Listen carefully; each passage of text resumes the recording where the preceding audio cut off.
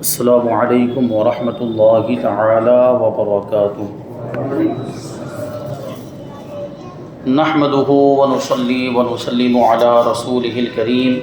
اما بعد فاعوذ باللہ من الشیطان الرجیم بسم اللہ الرحمن الرحیم ان اللہ وملائکته یصلون علی النبی یا ایہا الذین آمنوا صلوا علیہ وسلموا تسلیما اللہم صل علی سیدنا ومولانا محمد معدن الجود والکرم وآلہ الکرام وابنہ الکریم وبارک وسلم صلاۃ وسلاما علیک یا رسول اللہ صلی اللہ تعالی علیہ وسلم۔ تیسری حدیث پاک ہے عن ابی ہریرہ عن النبی صلی اللہ علیہ وسلم قال الایمان بضع وستون شعبہ والحیاء شعبۃ من الایمان۔ اس حدیث پاک کو امام بخاری نے بخاری شریف میں روایت کیا ہے۔ اس کا ترجمہ ہے، حضرت ابو ہریرہ رضی اللہ تعالی عنہ سے روایت ہے کہ حضور نبی کریم صلی اللہ علیہ وسلم نے ارشاد فرمایا کہ حیا ایمان کی ایک بہت بڑی شاخ ہے۔ اس حدیث کو امام بخاری کے علاوہ امام مسلم، امام نسائی، امام ابو داؤد اور امام ابن ماجہ نے بھی اپنی اپنی کتابوں میں تحریر فرمایا ہے اور اس کو ذکر فرمایا ہے۔ اب یہاں پہ چونکہ اس حدیث کے راوی حضرت ابو ہریرہ رضی اللہ تعالیٰ عنہ ہیں اور ان کے حالات اس سے پہلے والی حدیث میں بیان کیے جا چکے ہیں، اس لیے ڈائریکٹ توضیح الفاظ کی طرف آتے ہیں۔ اس حدیث میں جو کچھ الفاظ آئے ہیں مخصوص ان الفاظ کی تشریح بیان کریں گے، اس کی وضاحت۔ ایک لفظ ہے خاص طور پر اس حدیث پاک میں بدع، کیا فرمایا؟ بدع و ستون، ایمان کے 60 سے زیادہ شعبے ہیں، 60 سے زیادہ ایمان کی شاخیں ہیں۔ تو بدع کا لفظ گنتی میں 3 سے لے کر 9 تک کے عدد پر بولا جاتا ہے، یعنی 3 سے لے کر 9 تک بیچ میں کوئی بھی گنتی مراد ہو سکتی ہے۔ اسی لیے یہاں پر کیا ترجمہ کیا؟ 60 سے بھی زیادہ، یعنی 60 سے زیادہ 64 بھی ہو سکتا ہے، 65 بھی ہو سکتا ہے، 66، 67، 68، 69 تک کتنے بھی ہو سکتے ہیں۔ اور شعبہ شاخ کو کہتے ہیں، شاخ یعنی جو درخت کی شاخ ہوتی ہے، برانچ انگلش میں جس کو کہا جاتا ہے۔ اور حیا کا ترجمہ ہے شرم، سب جانتے ہیں حیا کا مطلب کیا ہوتا ہے، جس کو ہندی میں لاج کہا جاتا ہے۔ یہ بولا جاتا ہے کہ کچھ لاج اور شرم ہے کہ نہیں۔ حضرت علامہ بیضاوی رحمۃ اللہ تعالی علیہ نے لفظ حیا کی تفسیر فرماتے ہوئے تحریر فرمایا ہے کہ الحیاء انقباض النفس عن القبیح مخافۃ الذنب، یعنی مذمت اور برائی کا خوف کرتے ہوئے برے کاموں سے نفس کا سکڑ جانا، یعنی برے کاموں سے نفس کا رک جانا، اس کیفیت کا نام حیا ہے۔ برائی کے خوف سے آدمی، حیا کا مطلب کیا ہوتا ہے کہ برائی کے خوف سے کسی کام سے آدمی بچ جاتا ہے، کسی برے کام سے آدمی رک جاتا ہے۔ کیوں؟ مطلب کیا ہوتا ہے کہ اگر میں یہ کام کروں گا تو لوگ میری برائی کریں گے، تو اسی کو حیا کہا جاتا ہے، اس کیفیت کو حیا اور شرم کہا جاتا ہے۔ اب اور مزید اس کی وضاحت کرتے ہیں، یہ در حقیقت وقاحت اور خجالت کے درمیان کی ایک صفت ہے۔ یہ دونوں الفاظ آپ یاد رکھیں گے، اس کی تشریح ابھی وضاحت کرتے ہیں۔ وقاحت اور خجالت، ان دونوں کے درمیان کی کیفیت کو حیا کہا جاتا ہے۔ اب وقاحت کا مطلب کیا ہوتا ہے اور خجالت کا مطلب کیا ہوتا ہے، یہ بھی سمجھاتے ہیں۔ وقاحت یہ ہے کہ انسان اس قدر بے شرم اور بے غیرت ہو جائے کہ اس کو کسی برے سے برے کام کے کرنے میں بھی کوئی جھجک محسوس نہ ہو، بے شرم ہو جانا، بے حیا ہو جانا۔ اور خجالت یہ ہے کہ انسان اتنا شرمیلا ہو جائے کہ اچھے اور برے کام سے بھی جھجکنے لگے، یعنی برے کام سے تو جھجک محسوس کرے، اچھے کام سے بھی جھجک محسوس کرنے لگ جائے، تو اس میں شرم زیادہ ہو جاتی ہے اور وقاحت میں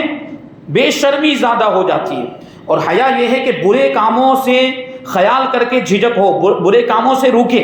اور کہ لوگ یہ خیال کر کے جھجک محسوس کرے کہ لوگ مذمت کریں گے، لوگ میری برائی کریں گے، اور اچھے کاموں سے کوئی بھی جھجک محسوس نہ کرے،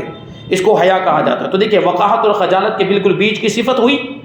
کہ وقاحت میں تو آدمی بے شرم ہو جاتا ہے، بے غیرت ہو جاتا ہے، اور خجالت میں بہت زیادہ شرمیلا ہو جاتا ہے کہ پھر اچھے کام بھی نہیں کرتا، اتنی زیادہ شرم بھی پھر کس کام کی۔ اچھے کاموں میں تو شرم نہیں ہونی چاہیے، نیک کاموں میں شرم نہیں آنی چاہیے۔ تو حیا اسی کو کہیں گے کہ برے کاموں سے تو شرم کرے، برے کاموں سے تو رکے، لیکن اچھے کاموں میں کسی طرح کی کوئی شرم نہ کرے، اور اچھے کام کے کرنے میں اس کو کسی طرح کی کوئی جھجک محسوس نہ ہو، اس کو حیا کہا جاتا ہے۔ فرماتے کہ وقاحت اور خجالت یہ دونوں انسان کی مذموم اور بری صفتیں ہیں، بری کوالٹیز ہیں، اور حیا انسان کی انتہائی محمود اور پسندیدہ صفت ہے۔ حیا ظاہر سی بات ہے انسان کی ترقی کے لیے بہت ہی اہمیت رکھتی ہے اور انسان کو بلندیوں پر لے جاتی ہے۔ حیا کی وجہ سے انسان بلند رتبے بھی حاصل کر لیتا ہے۔ اس حدیث میں حضور اکرم صلی اللہ علیہ وسلم نے ایمان کو ایک ایسے درخت سے تشبیہ دی ہے، یعنی ایمان کو ایک درخت کی طرح بتایا ہے جس میں چھوٹی بڑی بہت سی ٹہنیاں اور شاخیں ہوں، جن کی وجہ سے وہ درخت ہرا بھرا، سایہ دار، انتہائی خوشنما اور نہایت ہی حسین و جمیل اور خوبصورت نظر آتا ہے۔ یہ ساری چیزیں بھی درخت کے اندر بہت ساری شاخیں، اس میں پتے بھی لگے ہوں گے، اس میں پھل بھی لگے ہوں گے، تو دیکھنے میں وہ درخت کتنا اچھا لگتا ہے۔ لیکن جس درخت کے اندر شاخیں نہ ہو، جس کے پتے جھڑ گئے ہوں، وہ درخت دیکھنے میں بھی اچھا نہیں لگتا۔ یہی مثال ایمان کی ہے کہ ایمان کی چھوٹی بڑی بہت سی خصلتیں ہیں کہ جن کی وجہ سے ایمان کی رونق اور خوبی میں چار چاند لگ جاتے ہیں، اور اس کے اثرات اور ثمرات کی بدولت صاحب ایمان کی زندگی دونوں جہان میں حسن و جمال کا ایک ایسا جاذب نظر مرقع بن جاتی ہے کہ وہ تمام مخلوق کی نگاہوں میں صاحب وقار اور قابل اعتبار ہو جاتا ہے، اور دربار خدا بندی میں عظمت دارین کا حقدار بن جاتا ہے۔ کیونکہ حیا کی وجہ سے آدمی نیک کام کرتا ہے اور برے کاموں سے رکتا ہے، تو پھر تمام مخلوق کی نگاہ میں وہ عزت والا ہو جاتا ہے۔ ظاہر سی بات ہے نیک کام کرنے والا وہ مخلوق کی نگاہ میں عزت والا ہو جاتا ہے، لوگ اس سے محبت کرتے ہیں، لوگ اسے پسند کرتے ہیں، اور پھر نیک کام کرنے کی وجہ سے وہ اللہ کی بارگاہ کا بھی مقرب بن جاتا ہے، اور اللہ کی بارگاہ میں اس کا عظیم ثواب ملتا ہے اور بڑے رتبے اس کو عطا کیے جاتے ہیں۔ چنانچہ ارشاد فرمایا کہ ایمان کی 60 سے زیادہ شاخیں ہیں، یعنی خصلتیں ہیں، اور حیا ایمان کی ایک نہایت ہی اہم اور بہت بڑی شاخ یعنی خصلت ہے۔ اب غور فرمائیے کہ وہ خوش نما اور با رونق درخت جو اپنی بہت سی ٹہنیوں اور شاخوں کی وجہ سے انتہائی خوبصورت نظر آتا ہے، اگر اس کی تمام شاخوں کو کاٹ ڈالا جائے اور صرف اس درخت کے تنے کا ٹھنٹ ہی باقی رہ جائے، یعنی ایک سوکھا لکڑا باقی رہ جائے، اس کی ساری شاخوں کو کاٹ دیا جائے، بیچ میں جو تنا ہوتا ہے وہ سوکھا تنا باقی رہ جائے، پھر تو ظاہر ہے کہ اب وہ درخت کہلانے کا حقدار ہی نہیں رہے گا۔ اب اس کو کوئی درخت کہے گا؟ اس کی ساری شاخیں کاٹ ڈالی گئی اور صرف تنا باقی رہ گیا ہے تو اس کو درخت ہی نہیں کہا جاتا۔ بھلا کون ہے جو صرف تنے کو درخت کہے گا، اور جس میں نہ ڈالیاں ہوں، نہ ٹہنیاں ہوں، نہ شاخیں ہوں، نہ پتیاں ہوں؟ تو ایسے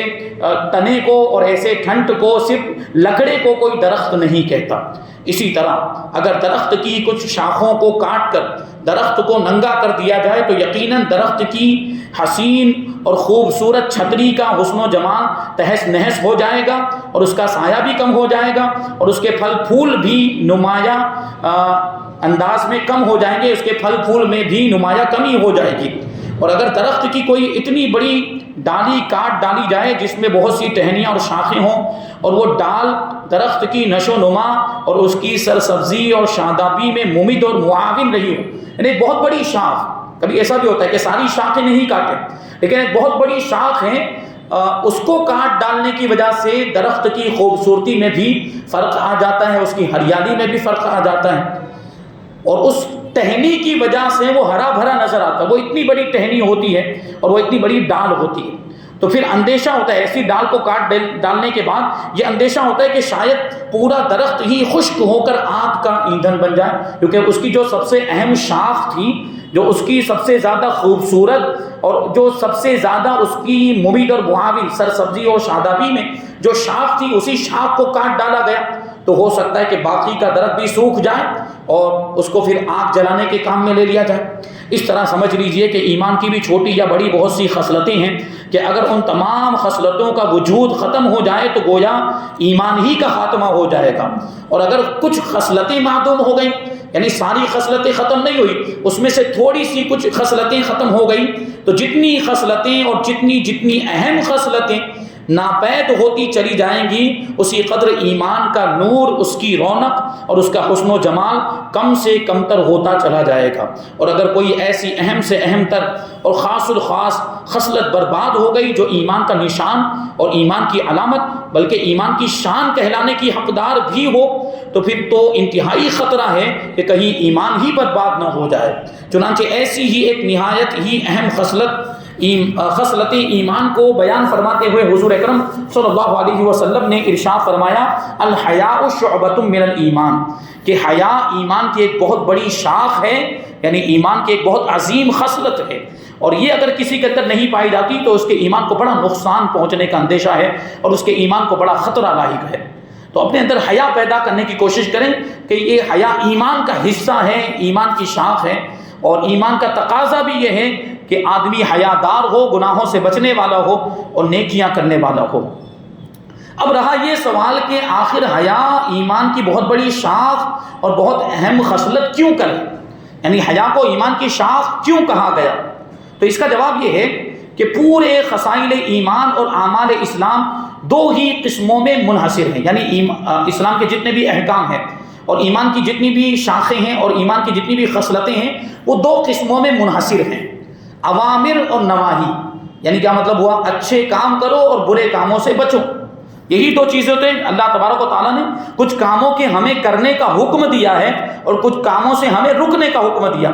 یہ سارے احکام اسلام کے انہی دو چیزوں کے اندر منحصر ہے۔ اور ظاہر ہے کہ جس مسلمان میں حیا کی صفت ہوگی تو وہ تمام برے کاموں سے فطری طور پر رک جائے گا اور تمام نواہی سے باز رہے گا۔ تو ایک صفت حیا کی وجہ سے مسلمان تمام شرعی ممنوعات سے بچ جائے گا، یعنی شریعت میں جن چیزوں سے منع کیا گیا حیا کی وجہ سے انسان ان ساری چیزوں سے بچے گا۔ تو گویا حیا ایمان کی ایسی خصلت ہوئی کہ اس کی وجہ سے بہت سی ایمانی خصلتیں پائی جائیں گی، یعنی جب نیکیاں کرے گا، حیا کی وجہ سے گناہوں سے بچے گا، تو اور اچھی خصلتیں اور اچھی عادتیں اس کے اندر خود بخود فطری طور پر پیدا ہوتی چلی جائیں گی، تو آدمی ترقی کرتا چلا جائے گا اور اس کا ایمان مضبوط ہوتا چلا جائے گا۔ اس لیے بلا شبہ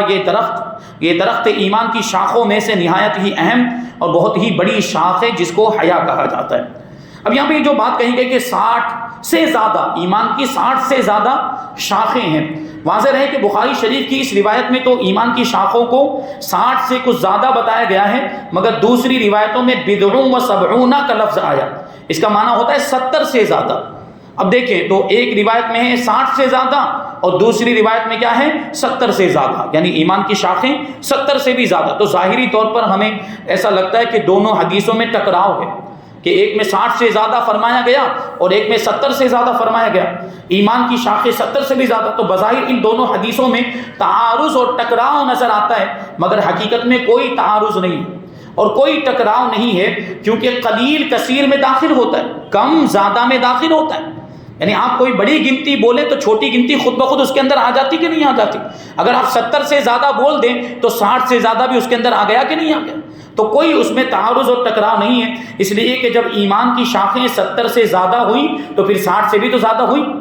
اس لیے کسی روایت میں 60 سے زیادہ کہہ دیا گیا اور کسی روایت میں 70 سے زیادہ کہہ دیا گیا، اس میں کوئی تعارض نہیں ہے۔ اور بعض شارحین حدیث نے دونوں حدیثوں میں تعارض دفع کرنے کے لیے یہ فرمایا کہ 60 سے اوپر یا 70 سے زیادہ جو فرمایا گیا تو ان دونوں گنتیوں سے تعیین اور تحدید مراد نہیں، یعنی بالکل یہ عدد اور یہ آنکڑا فکس کرنا مراد نہیں ہے کہ اتنی ہی شاخیں ہیں، 70 سے زیادہ ہی ہیں، اس سے ایک بھی زیادہ نہیں ہے، اور 60 سے اتنی زیادہ اور اس سے ایک بھی زیادہ نہیں ہے، بلکہ یہاں پر تکثیر مراد ہے، یعنی کثرت بتانا مراد ہے۔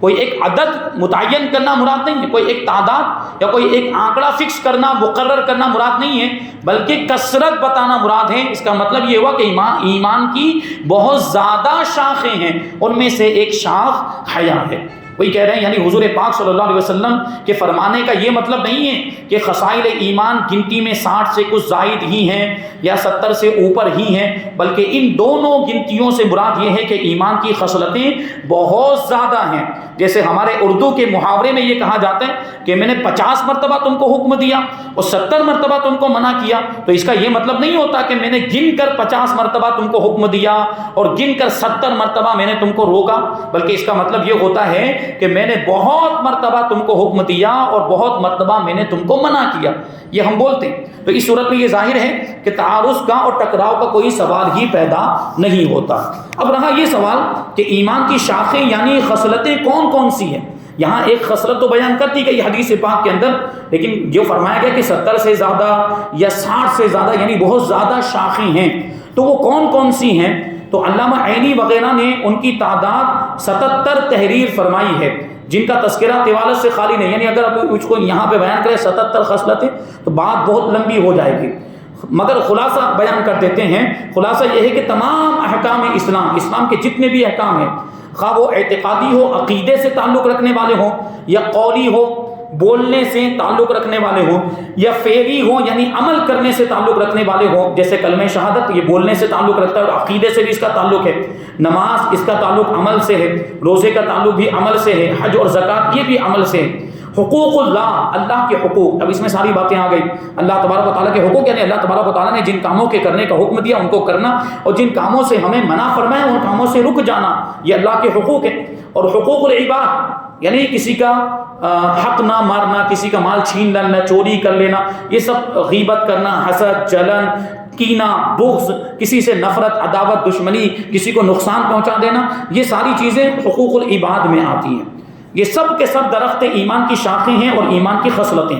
اور ان میں سے ہر ایک ایمان کے اثرات و ثمرات ہیں جن سے درخت ایمان کا حسن و جمال بڑھتا ہے، اور ان میں سے ہر ایک کو ترک کر دینے اور چھوڑ دینے سے ایمان کا درخت اپنی خوشنما اور با رونق خوبصورتی اور شادابی سے محروم ہو جاتا ہے۔ یعنی اگر ان میں سے کوئی ایک خصلت کم ہو جائے تو ایمان کا جو درخت ہے اس کی خوبصورتی کم ہو جاتی ہے۔ تو ہمیں غور کرنا چاہیے، اگر ہم نماز پڑھتے ہیں لیکن روزہ نہیں رکھتے ہیں تو اس کا مطلب ہمارے ایمان کے درخت کی رونق میں کمی آ گئی ہے۔ اور مثال کے طور پر ہم نماز تو پڑھ لیتے ہیں لیکن دوسرے برائی کے کام کرتے ہیں، جیسے بازار میں حرام کاروبار کر رہے ہیں، سودی کاروبار کر رہے ہیں، تو وہ بھی یہ ایمان کی ایک خصلت یہ بھی کہ حرام کمائی سے بچیں، یہ بھی ایمان کی ایک خصلت ہے، کیونکہ اللہ کا حکم ہے،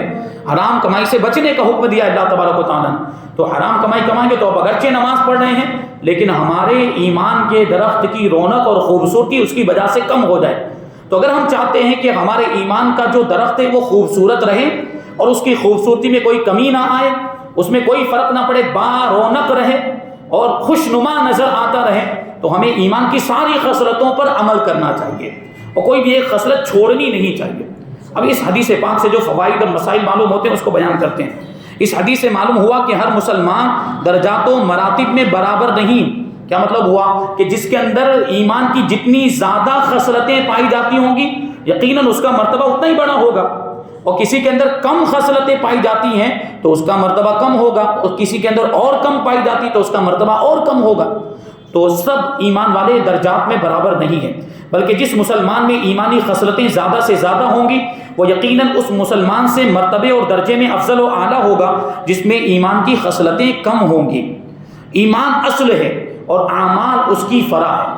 یعنی آپ یاد رکھیں نماز، روزہ، حج، زکوٰۃ یہ سب چیزیں اعمال میں آتی ہیں، اور اعمال یہ ایمان کی فرع یعنی ایمان اصل ہے، ایمان ہے تو یہ ساری چیزیں کام آئیں گی۔ اگر ایمان نہیں ہے تو نماز پڑھنے کا کوئی مطلب نہیں، اگر ایمان نہیں ہے تو روزہ رکھنے کا بھی کوئی مطلب نہیں اور عبادتیں کرنے کا بھی کوئی مطلب نہیں ہے۔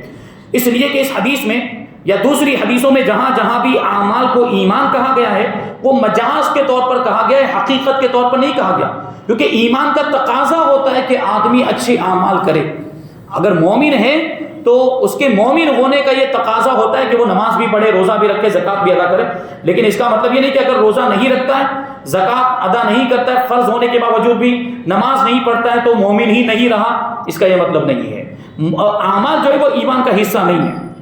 ورنہ ظاہر ہے کہ اعمال ایمان کا جز نہیں، کیونکہ قرآن و حدیث میں بے شمار جگہوں پر آمنوا وعملوا الصالحات کا لفظ آیا، بے شک وہ لوگ جو ایمان لائے اور نیک عمل کیے۔ تو اگر اعمال جو ہیں وہ ایمان کا حصہ ہوتے تو صرف ایمان کا ذکر کر دینا کافی ہو جاتا، بے شک وہ لوگ جو ایمان لائے تو اعمال خود بخود اس میں آ جاتے۔ اگر اعمال ایمان کا جز ہوتے، اعمال ایمان کا حصہ ہوتے تو صرف آمنو کہا جاتا، وعملوا الصالحات نہ کہا جاتا، اور عمل کا ایمان پر عطف کیا گیا، اور عطف کا تقاضا یہی ہے کہ معطوف اور معطوف علیہ میں تغیر ہوتا ہے، دونوں میں اختلاف ہوتا ہے، دونوں میں ڈفرینس ہوتا ہے، آمنو اور عملوا الصالحات دونوں الگ الگ ہیں، لہٰذا ثابت ہوا کہ عمل اور چیز ہے اور ایمان اور چیز ہے۔ ایمان اصل ہے اور اعمال ایمان کی خصلتیں اور علامتیں اور نشانیاں ہیں، یا یوں کہہ لیجئے کہ اعمال ایمان کے اثرات اور ثمرات ہیں، یعنی جب ایمان ہوتا ہے تو آدمی عمل کرتا ہے ایمان کے تقاضے کو پورا کرتے ہوئے، مومن ہونے کی وجہ سے پھر وہ نماز بھی پڑھے گا، مومن ہونے کی وجہ سے کیونکہ اللہ نے اسے حکم دیا وہ عبادت بھی کرے گا، روزہ بھی رکھے گا، اور ساری جو چیزیں ہیں اسلام کے اندر، اسلام کے حکام اس پر وہ عمل کرے گا۔ تیسری بات کیا معلوم ہوئی؟ فرماتے ہیں کہ اس حدیث نے اس حقیقت کی تصریح کر دی، وضاحت کر دی کہ حیا مومن کی بڑی انمول اور نہایت ہی گراں قدر صفت ہے۔ اس لیے جس مومن میں حیا نہ ہو تو سمجھ لو کہ اس کے درخت ایمان کی بہت ہی بڑی شاخ کٹ گئی ہے۔ اسی لیے عرب کی ایک بہت پرانی مثل ہے، یعنی کہاوت ہے، کہ جس پر تصدیق نبوت کی بھی مہر لگی ہوئی، یعنی حضور پاک صلی اللہ علیہ وسلم نے بھی اس کو بیان فرمایا کہ اذا لم تستحی فاصنع ما شئت، جس کا فارسی میں ترجمہ یہ ہے کہ بے حیا باش و ہر چے خواہی کن، یعنی جب تمہارے اندر حیا نہیں ہے تو پھر جو چاہو کرو۔ یعنی حیا اچھے کاموں کا تقاضا کرتی ہے، حیا برے کاموں سے روکتی ہے، اور حیا اللہ تبارک و تعالیٰ کی فرما برداری پر ابھارتی ہے، اللہ تبارک و تعالیٰ کی نافرمانی سے بچاتی ہے۔ اگر آپ دیکھیں کسی کو تو کہ وہ گناہوں کے کام کرتا ہے اور اللہ تبارک و تعالیٰ کی نافرمانی کرتا ہے، اس کا مطلب یہ ہے کہ اس کے اندر یہ حیا والی خصلت نہیں۔ اگر یہ حیا والی خصلت ہوتی تو وہ گناہوں سے بچتا اور زیادہ سے زیادہ نیک کام کرتا۔ یہاں پر اس حدیث پاک کی تشریح مکمل ہو گئی، حدیث نمبر 3 اور اس کا پورا بیان یہاں پر مکمل ہو گیا۔ اب انشاءاللہ آئندہ درس میں حدیث نمبر 4 کہ کون سا مسلمان سب سے زیادہ افضل ہے، کون سا مسلمان سب سے زیادہ افضل ہے، اس کو آنے والی حدیث پاک میں بیان کریں گے۔ اللہ تبارک و تعالیٰ کی بارگاہ میں دعا ہے کہ جو کچھ بھی بیان ہوا اس پر ہم سب کو عمل کرنے کی توفیق عطا فرمائے۔ حضور پاک صلی اللہ علیہ وسلم کے ارشادات، آپ کے فرامین، آپ کی سنتوں پر ہم سب کو عمل کرنے کی توفیق عطا فرمائے، ایمان کی سلامتی عطا فرمائے اور ایمان پر ہی ہم سب کا خاتمہ فرمائے۔ وما علینا الا البلاغ۔